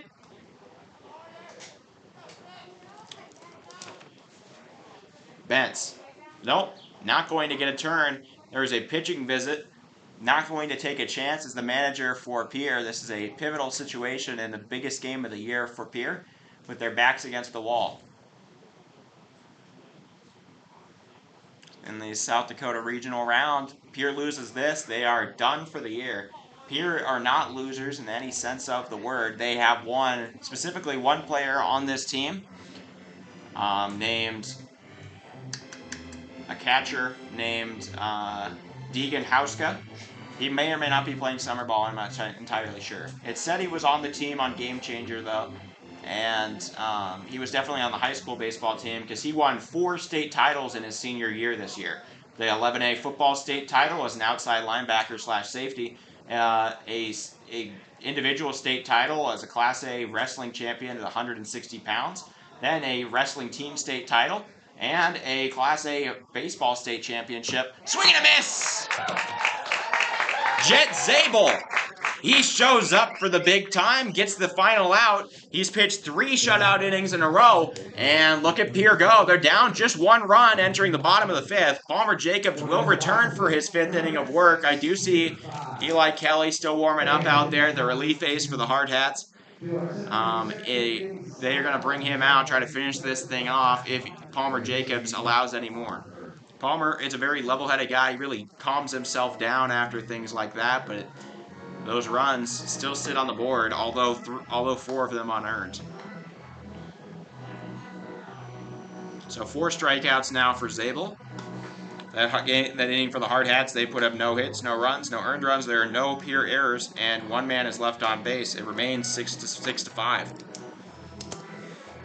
Can't allow them to get that number 6. That's the magic number. 5. They've had a ton of 5 games. The Hardhats have beaten them 3 out of 4 times and they reached 5 runs. They mercy ruled Pierre 16-5 and 15-5 in 2 games, 1 away, 1 at home for the Hardhats this year.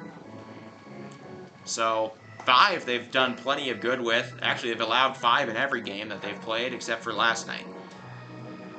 So 5's a normal thing. 6 is where it gets troubling. Now Carter Sanderson going to come up here. He led off the last inning, started off the rally with that foul ball, and then another foul ball, and then finally getting a single up the middle and getting around to score. So now no outs, bottom of the 5th. Palmer Jacobs' first pitch is low, 1 out. Sanderson 1 for 2 on the day, batting over 400 with this Pierre team against the Hardhats. Smacked and well played by Roberts. He was standing in the right place at the right time, got the out. The shift where he was playing deeper for the lefty pole, it worked out just fine. So that'll make it 1 out here. Palmer Jacobs, 1 pitch, 1 out. Or set 2 pitches, 1 out in the bottom of the 5th. That'll bring up the right fielder, George Stalley. Taken high. Sally, in addition to not holding the Fisher rod, does have some accomplishments of his own in different fields. He was on that state championship baseball team, of course.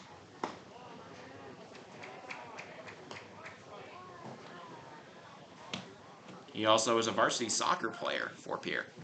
The only soccer player on this team, to my knowledge. You don't ever see that combo. You see football soccer, you see lacrosse soccer. I've seen soccer wrestling once. I don't know how it happened. But at my high school, an 126-pound wrestler was also forward on the soccer team. That's a strike, so now we're looking at a 2-2. In Colorado, those seasons don't overlap, as boys soccer is in the spring, and boys soccer's in the fall, and wrestling's in the winter. That's popped up into shallow center. Ridgenhofer calls for it. He will make the out. So 2 outs down here. Palmer Jacobs recollecting and getting some outs against Pierre, protecting that 1-run lead.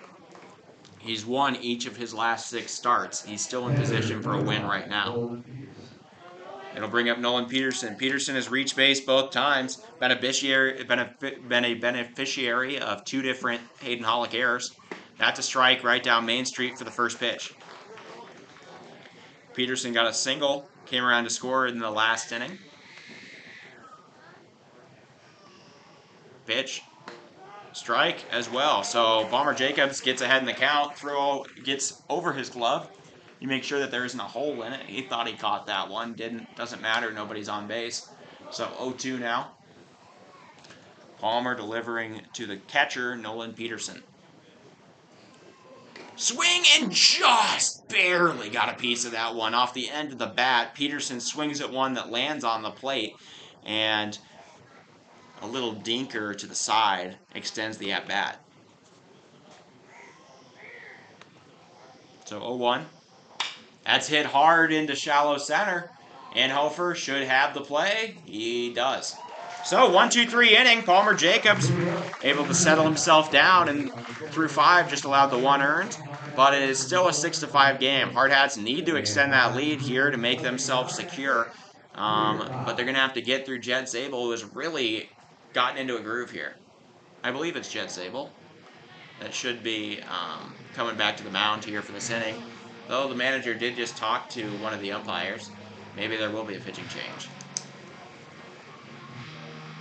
Recap that inning for Pierre. They have no hits, no runs, no earned runs, no errors, nobody left on base. It is still 6-5. Zabel will come out for his 6th inning of work. He has shut out the Hardhats in each of the last 3 innings, and has really settled down from those 1-run and 5-run innings at the start of the game. He'll face a tough lineup of contact hitters, possibly the 3 best contact guys on this team: Zeke Farley, Dom McKnight, and Aiden Roberts. Really big small ball guys. Expect to see a little bit of bunting between those 3. All 3 of them, I would argue that between those 3, they've made up about 85% of all leadoff men in starting lineups this year for the Hardhats. It started out with Zeke Farley for the first month or so. Then Dom McKnight had that great series in Brookings, became the leadoff man for about 3 weeks. Aiden Roberts had his emergence, and he's been the leadoff man since. There's a few exceptions. I know that Phillip Bentz actually led off the game against Bellevue East in the Maple Grove tournament. I think that Amarion Saylor might have started off one of them.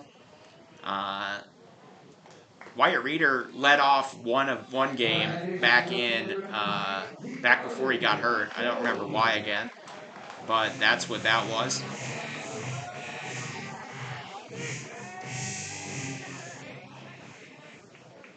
But all in all, more or less, all of them have been leadoff hitters. Here's the man that will lead off this inning. It's Zeke Farley. Farley 2 for 2 on the game with a single and a double. A bouncer doesn't quite fool him, so 1-1 now for Farley.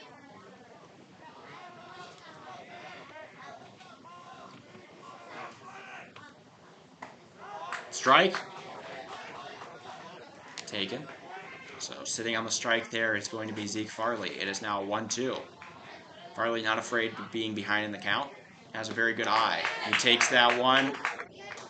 Nope. Strike 3. Hits the back of the plate on its way out. Pitcher says, come again. And that'll be out number 3, that'll be K number 5, out number 1 of the inning. Zabel starting to really cook out here. It'll bring up Dom McKnight. McKnight 1 for 2 on the game. Or 0 for 1 on the game, but with a hit by pitch and a run. He got an RBI on that hit by pitch. The bases were loaded at the time. 1-0. He was ahead in the count at the time. I believe it was a 2-0 count when he got hit. Fouled off towards the bullpen. Good grab with the batting gloves there for, I believe that's Ridge Inhofer. No, that's Tate Crossway. Why is he wearing gloves? He's not playing. Anyways, 1-1. McKnight takes one at the knees a little bit low. So 2-1 now. Zabel delivers. Grounded over to short. Hansen scoops it. Throw to first in time. So out number 2. And Zabel's doing what he's been doing for quite some time now. Oh, hello.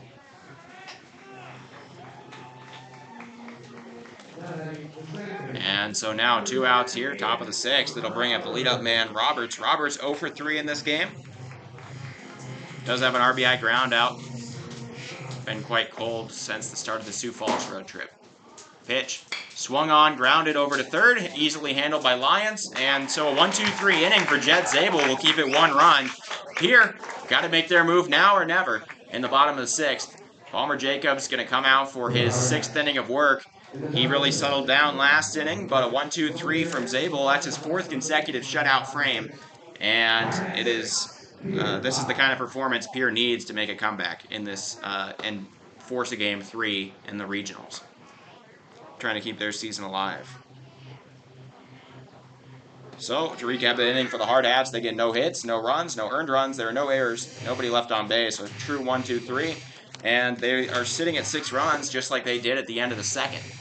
So, that'll bring up the 8, 9, and 1 in the lineup for Palmer Jacobs to face. That is not an easy 8, 9, and 1. That is Coverdale, who has been great all season against the Hardhats. Then Spencer Easland, the fast center fielder who got on base on an error, came around to score last time. And then the shortstop, Matt Hansen, who was 2 for 3 in the game.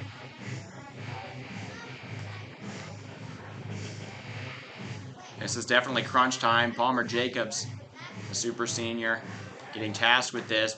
It seems like Eli Kelly coming out of the bullpen. He should be ready to go as soon as they need him. So I would expect a somewhat short leash with this 1-run lead in the bottom of the 6th. Palmer Jacobs did have a great inning last one. So the exaggerated stance of Coverdale, he watches one low. So 1-0 now.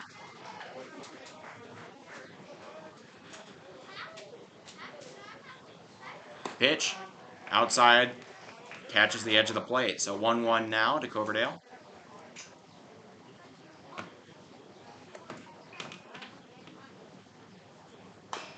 Smacked up the first base line. Easy play. And Palmer Jacobs makes the out. That'll be out number 1. So that's 5 straight retired for Palmer Jacobs. He's really calmed himself down. He will face the center fielder and 9-hole hitter Spencer Easland.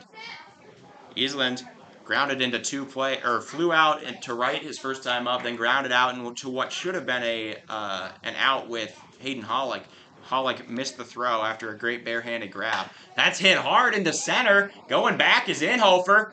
He is going to make the play. So out number 2. That would have definitely gotten out at Maple Grove Park, but definitely not here at Fitzgerald Stadium. So two outs now.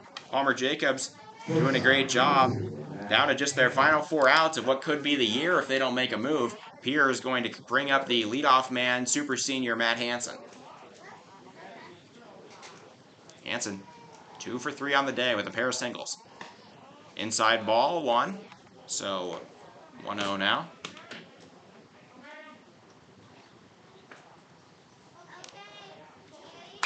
Hit hard into right. Very good. Going along the line. He is going to make the play. So 1-2-3 for Palmer Jacobs. Showing that ace mentality he's got.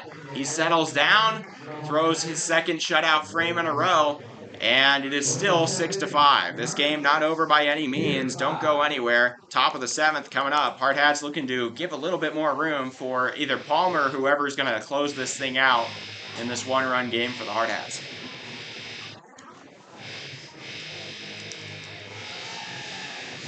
So to recap that inning, another true 1-2-3 inning, the second one in a row for Palmer Jacobs. He has 0 hits, no runs, no earned runs, no errors, nobody left on base, and it remains 6-5. The fact that he got out of that jam with the men on first and second with 2 outs, very crucial. That magic number of 6 has not been reached by Pierre. They've been right on the edge, and it seems like if they did get to 6, I'd agree. It's about a 50-50 chance they win the game. Maybe a little bit better. Hardhats have not scored since the beginning of since the top of the 2nd, but they will finally face a new pitcher. No longer is Jet Zabel going to be on the mound. We are going to bring in Ridge Leimbach from left field.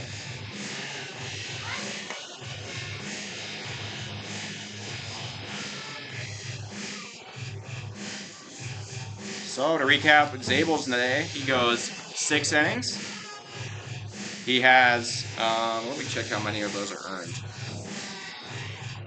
He earns 3 runs, and he strikes out 5. He's currently going to be the losing pitcher, but only barely. If Pierre can tie this thing up at any point, he would no longer be the losing pitcher. Ridge Leimbach coming in. There has been some defensive movements. I can't track them all. Number 4 in the outfield, though. So Staley moved from right to left. Let me see who's in right. It looks like a 16. Am I crazy? So Zabel's moved into right. Okay, Zabel's in right. And the former right fielder, George Staley, is going to move into left.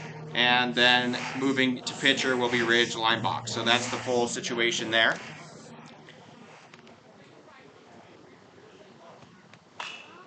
That's grounded. Over to Sanderson. He muffs it. Does he make the play in time? No, he does not. In and out of the glove. Sanderson makes another error. His error was costly, possibly the biggest one of last night. And it will allow the leadoff man, Wyatt Reeder, to get aboard. So starting off the inning with an error in this crucial inning, possibly the last one of Pierre's season. Not what you want to see if you're a Pierre fan. That's just the second error of the game for Pierre. They cleaned themselves up after a sloppy game last night. No, that's the third error. Johnny Lyons had one. Foul ball, foul tip, strike one for Harry Good. Good having a so-so game. He's 0 for 1, but he has gotten an RBI and a hit by pitch and a walk, so he's reached base. He's actually reached base all 3 times, but he reached on a fielder's choice back in the second. Oh, wait, sorry. Never mind. Harry Good, 0 for 1 with a sac fly and a walk. That was close. I had it set up to the other side. Swing and a miss. Zabel knocks down Harry Good. That's a strikeout, actually. So this is not Zabel. That is the new pitcher, Linebach. He gets a K.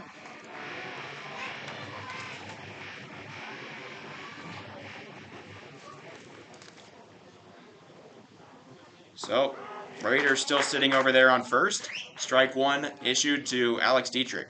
Dietrich 2 for 3 on the game.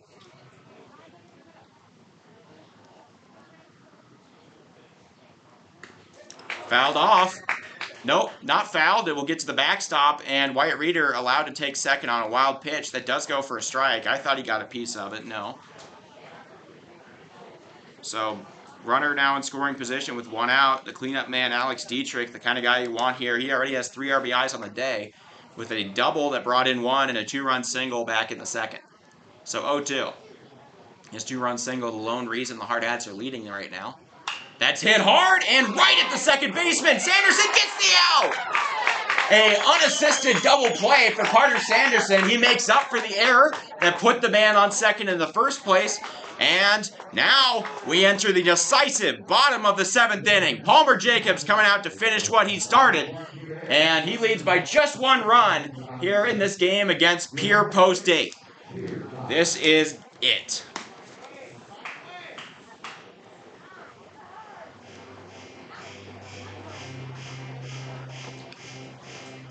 So, recap the inning for the Hardhats. They have no hits, no runs, no earned runs. There's 1 error on Sanderson.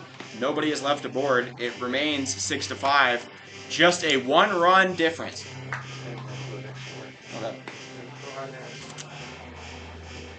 Just a 1-run difference in this game for Palmer Jacobs. It is right here. Pierre, it's now or never. This is going to be possibly the final time they come to bat this year for 2023 in this Legion Ball season. Either that or they could force a Game 3, get a chance to advance to state on Game 3, and continue their season. It is very close. It is going to be a big moment here. Palmer Jacobs, the super senior, trusted with closing this thing out. He will face the 3 of the best hitters in this lineup for Pierre. He has pitched 2 back-to-back 1-2-3 innings for the Hardhats in the 5th and the 6th. He is going to face the duo of Zabel, Lyons, and Linebach, the 2, 3, and 4. 3 of the most fearsome hitters here. Zabel, speaking of which, he has gone 2 for 2 in this game, or 2 for 3 in this game with a ground out, an RBI, and a stolen base. Single and a double to his name. Zabel, one of the most dangerous hitters in this lineup. Now looking at a 2-0. Zabel also trying to nullify that win or that loss that he might take, though it doesn't matter at this point. It's about winning the game. 2-0, grounded over to Roberts. He falls to his knees, throws to first. 1 out recorded. 2 more outs to go for the Hardhats to clinch a ticket to state. Pierre down to their final 2 outs of what could be their season as they trail by 1 run in the bottom of the 7th here against Post 22.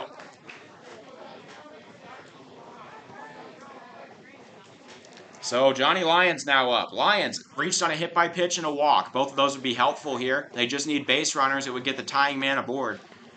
It's a 1-0 count now. He has a hit by pitch and a 5-pitch walk, as well as reaching on a fielder's choice. Taken high. 2-0. It was an RBI fielder's choice. Like an RBI ground out, but they just got the guy at third instead. So 2-0. That's high! Palmer Jacobs looking like he could give his second walk of the day to Johnny Lyons. Eli Kelly is waiting in the wings. Though Palmer has retired the last 8 in order. 3-0. That's a strike. Palmer delivers and locates for a 3-1 count.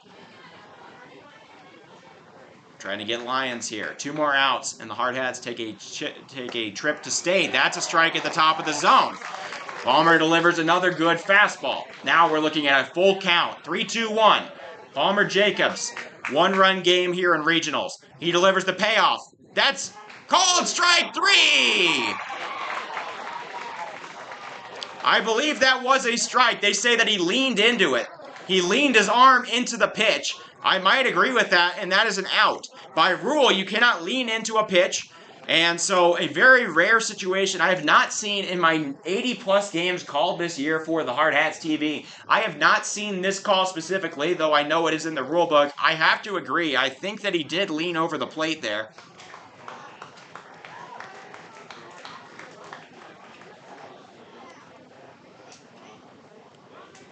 Let me rewatch it on my replay here. He might... I think he was still in the box, but he definitely didn't make an effort to get out the way. And the ball was maybe over the zone. Anyways, that is the second out.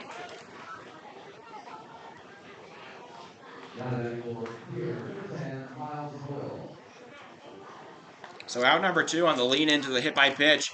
And pinch hitting here for Ridge Limbach will be last night's starter, Miles Doyle. So Doyle trusted with the team's final out of the season in a 1-run game. They're going to give Doyle the chance instead of the cleanup man Limbach, who's gone 0 for 3 today. So the hero, pressure being placed squarely on the shoulders of Miles Doyle. That's taken a little bit high, so we're looking at a 1-0 now. Hardhats 1 out away from state. Strike delivered right down Main Street. That was a very hittable ball. Doyle does not flinch. 1-1 now. Taken high. 2-0.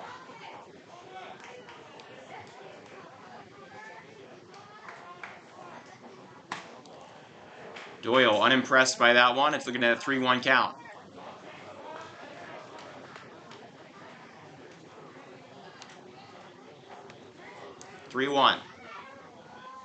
Fouled away. So getting a piece of that one will be Miles Doyle. We run to a full count. Full count, 2 outs, bottom of the 7th. Hardhats lead by 1 run here in the second game of regionals with a chance to state. Palmer Jacobs delivers. Grounded over to Dietrich. He falls down, makes a great play. He'll run to first. That's it! The Hardhats are headed to state in 2023. After a shaky middle innings there, the Hardhats cool things down. Palmer Jacobs throws his first complete game of the year. He earns a win for the 7th straight start. And now Hardhats are going to face whoever they face in regionals. Likely going to be in a 4 or 5 game nonetheless at state. As they sit at the 5 seed, and even if one team gets upset, you know, only one lower seed won. It was 9 Aberdeen versus 8 Watertown last night. And so the Hardhats are headed to state, baby. So there you go. Hardhats win the game. They improve to 46-21. They sweep Pierre in their trip out here for regionals, and they punch their ticket to state. State beginning on the 26th I believe that will be next Wednesday. Am I crazy? Is that Wednesday? That is Wednesday. So next Wednesday, he will be here. We will be here. I believe Dylan Marsh will be here to be my color commentator for our games out at state. Hardhats in search of that 45th state championship and a repeat for the first time in a minute. So, thank you all for watching here. Final score of the game, Hardhats win 6-5. They put up 5 hits to the Pierre 6. They're able to just about squeak it out. Palmer Jacobs goes 7 innings. He has 1 earned run. And he strikes out 3, I believe.